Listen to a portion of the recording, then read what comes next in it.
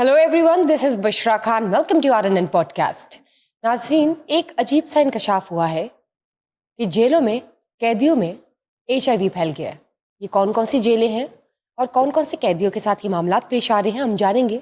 लेकिन NCCIA की बात करते हैं, national cyber crime investigation agency, तो उनको कुछ नए इख्तियारात से नवाजा गया है। वो कौन से हैं वो भी जानेंगे। डकी भाई केस की डेवलपमेंट भी आपके साथ शेयर करेंगे। हाउसिंग सोसाइटीज़ सैलाब की वजह से इस वक्त किस कंडीशन में है वो भी जानेंगे। और मूविंग ऑन, बात करेंगे एक वाक़ये की जो पेश आया असिस्टेंट कमिश्नर के साथ रिलीफ ऑपरेशन के दौरान। उनको कोई दिल का दौरा पड़ गया और वफात पा गए। जानते हैं, मेरे साथ मौजूद है senior crime analyst mister Naseem Qureshi. अस्सलाम वालेकुम। जी वालेकुम सलाम। कैसे हैं सर आप? मैं अल्लाह का शुक्र है। सर, जेलों में जो कैदी हैं उनमें HIV फैल रहा है, ये बताइए। देखो बुशरा, ये जेलों के अंदर ना मुख्तलिफ लोग, मुख्तलिफ कमाश के लोग, मुख्तलिफ जराइम के लोग वो कैद हैं, ठीक है। अच्छा, जब इस तरह लोग और जेलों में तादाद, फॉर एग्जांपल जैसे लाहौर की जेलों की तादाद 1500 या 2000 और वहाँ में कैदी जो कैद हैं वो 5-5 हज़ार हैं। अगर कहीं पे जेल में गुंजाइश है कैदियों की 300, वहाँ पे 1500 कैदी कैद हैं। जब इस सूरत हाल में कैदी होते हैं ना, तो अगर कोई कैदी आ जाए इस तरह की जो छूत की बीमारी है, ऐसा ख़तरनाक बीमारी वाला, तो वो फैल जाते हैं। अच्छा, अब ये जो आप बात कर रहे हो, पंजाब की 43 जेलें हैं, ठीक है, जिसमें 645 कैदियों में HIV पॉजिटिव पाया गया है, होने का इंकशाफ है। और ये भी रोज़नामा जंग अखबार के सीनियर जर्नलिस्ट हैं साबर अवान साहब, ये उनकी खबर थी, ये खबर उन्होंने ब्रेक की थी। तो ये उसके ऊपर हम उसी खबर से हम आपको बता देते हैं कि ये आपके सवाल का जवाब दे दूँ जो ज़्यादा बेहतर होगा। ये 43 जेलों में 645 कैदियों में HIV पॉजिटिव होने का इंकशाफ हुआ है। HIV के सबसे ज़्यादा 148 केसेस अडियाला जेल सेंट्रल में नोट हुए हैं। ठीक है, सेंट्रल जेल रावलपिंडी में, ठीक है, अडियाला जेल में, जहाँ इस वक्त पाकिस्तान के साबिक वज़ीर आज़म और पाकिस्तान तहरीक इंसाफ के बानी सरबराह इमरान खान भी कैद हैं। पंजाब एड्स कंट्रोल प्रोग्राम के प्रोजेक्ट डायरेक्टर की जानिब से जेल हकाम और दीगर मुतल्लिका सेंटर्स इंचार्ज को लिखे गए मरासले के मुताबिक सूबे के दीगर जेलों में दूसरे नंबर पर सबसे ज़्यादा HIV से मुतासरा कैदियों की तादाद डिस्ट्रिक्ट जेल लाहौर में है, जहाँ 83 कैदी हैं जो एड्स के वायरस में मुब्तला हैं। ठीक इसी तरह सेंट्रल जेल फैसलाबाद में 37, सेंट्रल जेल लाहौर और सेंट्रल जेल गुजरांवाला में 27। अडियाला जेल के सबसे ज़्यादा, मैंने सबसे पहले बताया, अडियाला जेल में 148 है।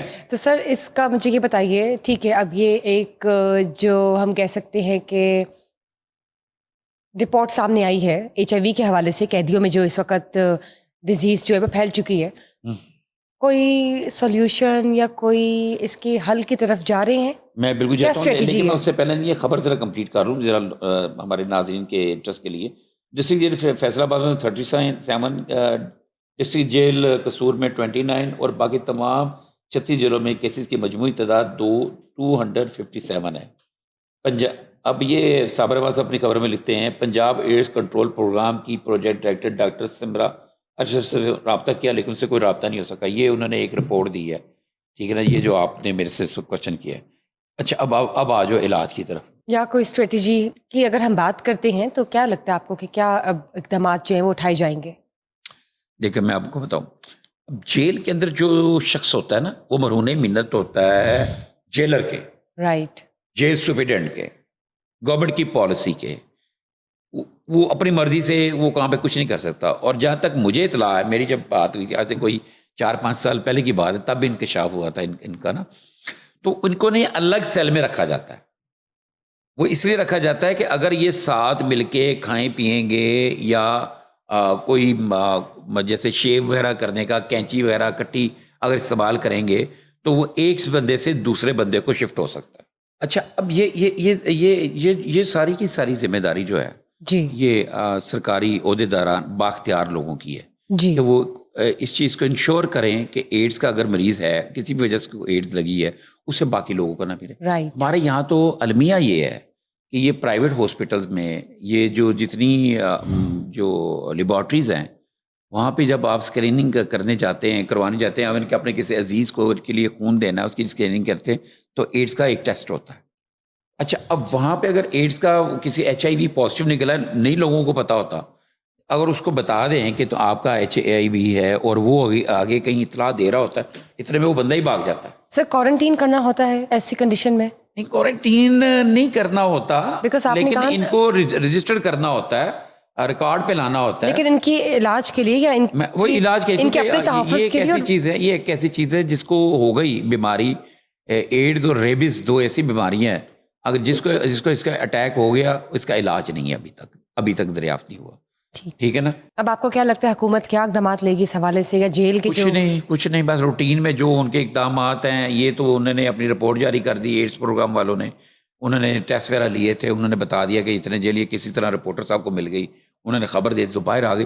یہ ایڈز کے مریض تو آج سے 10 سال سے 20 سال سے ہیں جب ایڈز جب 1988 87 86 85 میں جب ایڈز کا نام منظر عام پر آیا تھا ٹھیک ہے 1990 میں منظر عام پر آیا تھا یہ تب سے ایڈز کے جو ہے نا مریض جو ہے نا وہ وہاں پر موجود ہیں. اور ایڈز کے میں آپ کو ایک بات بتاؤں ایڈز کے مریض آپ کو یہ داتا دربار ٹھیک ہے یہ جو میٹرو بس اورنج بس بن گئی ہے لکشمی کے پاس ان کے نیچے پلوں کے نیچے جو سوئے ہوئے بیٹھے ہوتے ہیں جو ہاتھوں کو جو انجیکشن لگا رہے ہیں ایڈز کے مریض وہاں پہ آپ کو اگر آپ دیکھیں گے ان میں جو اگر 20 لوگ ہیں 20 میں سے 10 کو ایڈز کی بیماری ہوگی. ٹھیک چلیے لیٹس سی کہ پھر بھی کیا مزید جو اسٹریٹجیز ہیں وہ سامنے آتی ہے گورنمنٹ کر رہی ہے کی جانب سے حکومت کی جانب سے لوگ بھی تعاون نہیں کرتے لوگ بھاگ جاتے ہیں جس کو ایڈز کا پتہ چل جائے وہ اپنے آپ کو چھپانے لگ پڑتا ہے اور وہ پھر زیادہ لوگوں کو ایڈز پھیلانے کا باعث بنتا ہے. ٹھیک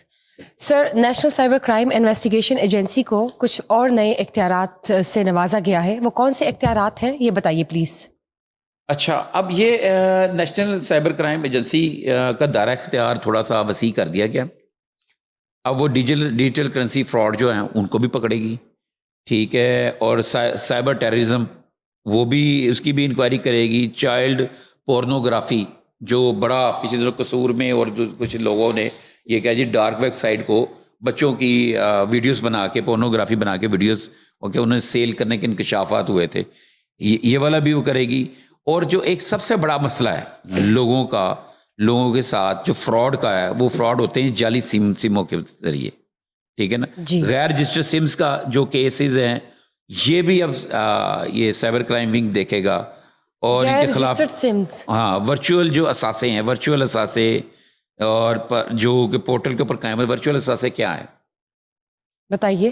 یہ ورچوئل اثاثے وہ ہوتے ہیں جو آپ کے ڈیجیٹل جو آپ دیکھیں نا فارکس کمپنیاں بنی ہوئی ہیں اور اچھا میں آپ کو مطلب بتاؤں لیگل کمپنیاں بھی ہیں جی لیگل کمپنیاں بھی ہیں جہاں پہ لوگ جا کے کھیلتے ہیں اور گولڈ کے اوپر پیسہ لگا رہے ہوتے ہیں ٹریڈنگ کہہ سکتے ہیں ٹریڈنگ کر رہے ہوتے ہیں ٹھیک ہے نا. اس کے حوالے سے اگر کوئی کمپلین ہوگی تو وہ بھی ڈپارٹمنٹ کی مت میں آئے گی انہی کے اختیار میں آئے گا اور یہ اس کو دیکھیں گے. پاکستان میں بیرون ملک سرمایہ کاری عالمی کمپنیوں کے ساتھ جو ہے نا چیزوں کے جو ان کے ساتھ لین دین ہے اس کے اوپر دیکھیں گے جس سے نا پاکستان کی عالمی منڈیوں میں نا اعتماد پاکستان واپس بحال ہوگا. یہ جو پچھلے دنوں آپ کا فیصل آباد سے ایک فراڈ پکڑا گیا ہے یہاں بیٹھ کے اتنا بڑا ڈیجیٹل فراڈ ٹھیک ہے نا انہوں نے پکڑا ہے. تو دیکھیں اس سے آگے لیٹس سی کہ اس سے کیا کنٹرولنگ فیکٹرز جو ہے سامنے آتے ہیں. شہرت کی بلندیوں پہ ایجنسی ایک ڈھکی بھائی کو پکڑنے سے تم اندازہ لگاؤ. سر ڈھکی بھائی کیس کی کیا اپڈیٹس ہے پلیز بتائیے. ڈھکی بھائی تو بہت برے پھنسے اور میں اکثر مطلب میں بڑی دیر سے آپ کو پتا کرائم رپورٹنگ کو دیکھ رہا ہوں اس میں وائٹ کلر کرائم نیب اور اینٹی کرپشن اس کو بھی دیکھتا ہوں. تو اکثر جو سرکاری آفیسرز ہیں ہمارے دوست سارے کرپٹ نہیں ہوتے نا تو ان کو اگر کوئی ایجنسی بلاتی نیب ہو یا اینٹی کرپشن ہو یا FI ہو تو جب میرے ساتھ اگر وہ کوئی بات کرتے ہیں کہ یار یہ پریشانی ہے ہم جا رہے ہیں آ رہے ہیں تو میں ان کو یہی سمجھایا کرتا تھا کہ یار تم اگر کلیئر ہو تو کوشش کرنا کہ اس طرح کا سچویشن نہ بنے کہ تم گرفتار ہو جاؤ، تاکہ تم اپنی وضاحت دے سکو، اپنی کلیئرنس کر سکو، بیل لے لو. آپ کے پاس بھی کیس آیا تھا؟ ہاں، بے شمار کیس آتے رہتے ہیں اکثر. تو میرا یہ نہیں ہوتا کہ ان کو میں یہ کہوں کہ تم فرار ہو جاؤ، میں کہتا تھا کہ پروٹیکشن بیل لو اگر تمہیں خوف ہے. دوسری بات ان کو میں مشورہ یہ دیتا تھا کہ اپنی گاڑی میں مت جاؤ، اپنا موبائل فون مت لے کے جاؤ، کیونکہ جو آپ کا موبائل فون ہوتا ہے نا، موبائل فون میں نہ کر کے بھی کچھ ایسی چیزیں ہوتی ہیں جو آپ کے اگینسٹ چلی جاتی ہیں. ٹھیک ہے نا، آپ کی پرسنل لائف کی چیزیں ہوتی ہیں، پرسنل دوستوں کی چیزیں ہوتی ہیں، فوٹوگرافس ہوتی ہیں، کوئی ایسی ویڈیوز جو ہوتی ہیں جو آپ کے لیے معنی نہیں رکھتی، لیکن اگر کسی کے ہاتھ لگ جائیں تو ان کا معنی جو ان کے چینج ہو جاتے ہیں. تو ڈکی کے ساتھ یہ ہوا ہے کہ ڈکی پکڑا گیا اور تو لدڑ بن گیا. ٹھیک ہے نا. اور ڈکی اگر سمارٹ آدمی ہوتا، اس کو جیسے نوٹس دیا گیا تھا جا کے پیش ہوتا، انہیں کھا نہیں جانا تھا. اگر ڈر خوف ہوتا، جیسے اس کی وائف نے پروٹیکشن بیل لی ہے، اور پروٹیکشن بیل کا قانون رائٹ دیتا ہے، جی قانون دیتا ہے نا. تو ان کے ساتھ جناب اب یہ ہوا ہے کہ ان کی نشاندہی پر نا دیگر ملزموں کو گرفتار کیا جائے گا، اور ان کی اہلیہ جو ہے ان کی بری ضمانت میں نا سیشن کورٹ نے عروب جتوئی کی ضمانت میں 15 سپتمبر مارجن دیا. تو انہوں نے پہلے ہی جو سرفراز صاحب نے انہوں نے کہا تھا کہ ہمیں نا عروب کی گرفتاری درکار نہیں ہے. انہوں نے عروب کو یہ کہا بھی تھا، اور یہ چینل میڈیا چینلز پہ بھی آیا، سوشل میڈیا پہ بھی یہ بات آئی. لیکن چونکہ ہوتا ہے نا دودھ کا جلا چھاچھ بھی پھونک کر پیتا ہے، تو وہ پروٹیکشن بیل ہی لے کے چل رہی ہیں. تو کورٹ نے ان کو نا 15 سپتمبر تک توسیع دے دی ہے. وہ 15 سپتمبر تک جو جب بھی بلائے گی جج وہاں پہ جا کے بیل ہے، پروٹیکشن بیل ہے ان کے پاس، جو میں ابھی بات کر رہا ہوں پروٹیکشن بیل کی. اچھا، اس میں نا بشرا ایک اور چیز ہے، یہ آن لائن جوا، یہ فراڈ، اور یہ جو ان کی تشہیر جس میں ڈکی صاحب یا ڈکی بھائی جس میں قابو آئے ہوئے ہیں اور برا ٹائم چل رہا ہے ان کا، اسی کیس میں نا اور جو ہے نا 4 لوگ ہیں ان کو نوٹس ہو گئے ہیں، جس میں اقرا ہے سسٹرالوجی والی، اور انس علی ہے، محمد حسین ہے، اور مدثر ہیں. یہ سارے یوٹیوبر ہیں، اور انہوں نے بھی کہیں نہ کہیں کسی نہ کسی وقت میں یہ جو جوا ایپ ہیں ان کی پروموشن کی ہے کہ یہ دیکھو آؤ اور دیکھو جناب یہ میں نے اتنے پیسے لگا دیے، اور یہ میں اتنے جیت گیا. لوگوں کو ٹریک کیا، جو مطلب لوگ ان کی جو چیزیں دیکھتے تھے، اور اس میں کم عمر بچے بھی. یہ بات واقعی سرفراز صاحب کی درست نکلی. میں نے بھی یہ چیز چیک کی بھی بعد میں. جو ٹین ایجر بچے جو مطلب بالغ نہیں ہے، 13 14 15 16 17 18 ایئرز اولڈ، اتنی مطلب ان کو بچے کہے گے نا ہم، جو فرسٹ ایئر سیکنڈ ایئر میں جو بچے پڑھتے ہیں، تو وہ بھی یہ جوئے کھیلتے ہوئے اپنے ہزاروں روپے جمع پونجیاں اپنے پاکٹ منی لٹا دیتے تھے. اور یہ ایک اچھا کام کیا تھا. لیکن کیونکہ ڈکی صاحب کا بھی آیا، 1-2 جگہ پہ ویڈیو بھی آئی، اس نے یہی کہا جی مجھے نہیں پتا تھا اس چیز کا، لیکن میں شرمندہ ہوں اس کے لیے، میں معافی چاہتا ہوں. لیکن چلے دیکھتے ابھی تو کیس جاری ہے. بات بھی یہی ہے کہ ویسے اس وقت کسی نے روکا نہیں ٹوکا نہیں، ایک چیز سرے عام بک رہی ہے، سرے عام مل رہی ہے. آپ اگر بازار سے جا رہے ہیں، آپ کو کوئی ایسی چیز ملنی شروع ہو جائے، آپ دکانیں سجی ہوں، تو آپ کو اگر موقع ملے تو آپ وہ خریدیں گی. آپ کو کوئی ایسی رائڈ ہے، آپ وہ رائڈ لیں گی. جب اگر وہ ممنوع ہے، اس کو اداروں کا نہیں خیال تھا، نہیں توجہ گئی، بہرحال اب چلی گئی، تو اب یہ جرم ہے. ٹھیک سر، ریلیف آپریشنز کے دوران اسسٹنٹ کمشنر کی طبیعت خراب ہو جاتی ہے اور وہ وفات پا جاتے ہیں. کیا ماجرا ہے یہ بتائیے. اور سنا ہے کہ انہی کو جن کے ساتھ یہ ماجرا پیش آیا، یہ واقعہ پیش آیا، انہیں کسی ایوارڈ سے بھی نوازا جا رہا ہے. ہاں یار، یہ جو واقعہ ہے نا، یہ اسسٹنٹ کمشنر ہے پتوکی کے، فرقان احمد خان.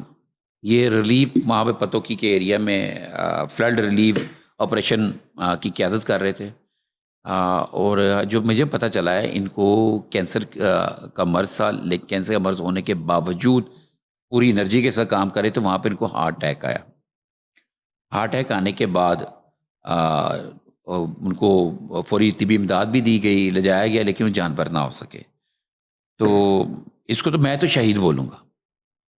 ڈیوٹی کے دوران اگر کوئی کسی کی مدد کرتے ہوئے اور ریلیف کیمپ کا میں لوگوں کو ریلیف کر دلاتے ہوئے, لوگوں کے کو پانی والی جگہ سے نکلواتے ہوئے, چیزیں کرتے ہوئے, اور دوران ڈیوٹی وفات پائے ہیں. تو میں تو ان کو شہید بولوں گا. اور اس چیز کا اعتراف جو ہے نا, ہم وزیر اعلیٰ پنجاب گورنمنٹ حکومت پنجاب نے بھی کیا ہے, اور فرقان احمد کے لیے اعلیٰ سول ایوارڈ اور 1 کروڑ روپے دینے کی منظوری بھی دی ہے وزیر اعلیٰ پنجاب نے. ٹھیک, زبردست. ٹھیک ہو گیا سر, ہاؤسنگ سوسائٹیز کی بات کر لیتے ہیں. سیلاب زدگان جو ہیں, اور اسپیشلی جو ہاؤسنگ سوسائٹیز سیلاب کی مد میں آ چکی ہیں, ان کی اب کنڈیشن کیا ہے؟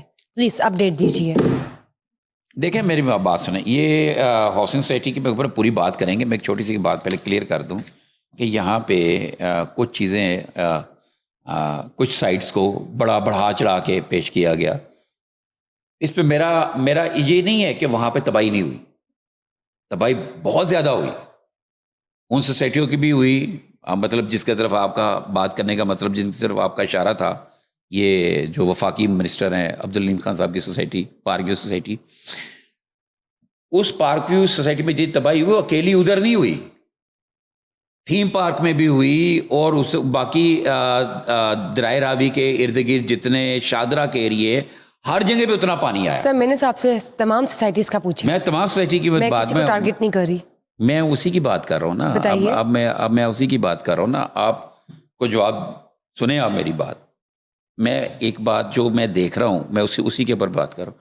اب وہ تمام جو ریور بیڈ کے ساتھ ساتھ آبادیاں تھیں, دریا میں کہہ دیں, دریا کے اندر, دریا کی زمین پر آبادیاں تھیں, سوسائٹیاں تھیں, ٹھیک ہے, قانونی غیر قانونی. اب قانونی اور غیر قانونی دو طرح کی چیزیں, دونوں. اب میں آپ کو چیز سمجھاتا ہوں. جی پلیز. ٹھیک ہے نا. ان کے اندر پانی آیا, اور جہاں تک میں نے شور دیکھا وہ ایک عبدالعلیم خان کی سوسائٹی کا تھا, لیکن اس کے ساتھ ساتھ باقیوں کا بھی تھا. ٹھیک ہے نا. اب یہ ہوا کیسے, یہ خرابی کیسے ہوئی؟ دیکھو, محکمہ اریگیشن نے نا 1983 میں ایک نوٹیفیکیشن نکالا تھا. انہوں نے یہ اس نوٹیفیکیشن میں واضح تھا کہ دریائی پٹی کے پاس جہاں پہ کوئی سوسائٹی بنے, کوئی اسکیم بنے, کوئی کمرشل اسکیم بنے, کوئی انڈسٹریل اسکیم بنے, محکمہ اریگیشن کا جو NOC لینا لازمی ہے. تو اس لحاظ سے تقریباً میرے نالج کے مطابق جتنی بھی سوسائٹی ہیں پنجاب میں بنی ہیں, ان میں سے شاید ہی کسی نے لیا ہو, بلکہ یہ کہنا غلط نہیں ہوگا, متعدد بلکہ زیادہ تر سوسائٹیاں انلیگل ہیں. وہ انلیگل کیسے ہیں کہ جب ایک نوٹیفیکیشن کی جو سب سے اہم ہے, اور پتہ چل گیا آپ کو کتنا اہم ہے, وہ نہیں لیا گیا تو وہ غیر قانونی ہے. مجھے اچھی طرح یاد ہے, بلکہ میں نے اس حوالے سے بلدیہ ٹائمز کے راجہ محبوب صابر کی ایک بڑی ایکسکلوسیو خبر بھی دیکھی تھی. اس طرح یاد ہے 2010 میں خسرو پرویز صاحب تھے کمشنر لاہور. انہوں نے کھادر ایریا کا ایک نوٹیفیکیشن جاری کیا کہ کھادر ایریا میں کسی قسم کی commercial activity, industrial activity, residential activity وہ نہیں ہو سکتی. حالانکہ اس وقت انہوں نے جاری کی, اور اس وقت کے DCO تھے سجاد احمد بھٹا صاحب. انہوں نے باقاعدہ اس نوٹیفیکیشن کی روشنی میں اس سے متعلقہ تمام خسرہ جات کا, موضع جات کا, خسرہ جات کا ایک گزٹ نوٹیفیکیشن نکالا. ٹھیک. گزٹ نوٹیفیکیشن کا مطلب یہ ہوتا ہے کہ وہاں پہ ایک لائن لگ گئی کہ آپ نے یہ نہیں کرنا. لیکن اس کے بعد کیا ہوتا ہے؟ ہوتا یہ ہے, نہ تو بلدیہ, نہ ہی LDA کسی قسم کا وہ انہوں نے توجہ نہیں کی, اور انہوں نے سونے پہ سہاگا جو روڈا بنا, روڈا نے خود سے ہی بائی فورس بلدیہ سے اور LDA سے اختیار لے کے NOC دینے شروع کر دیے. Thank you guys for watching us today. Just stay tuned for another session. Till then, bye bye.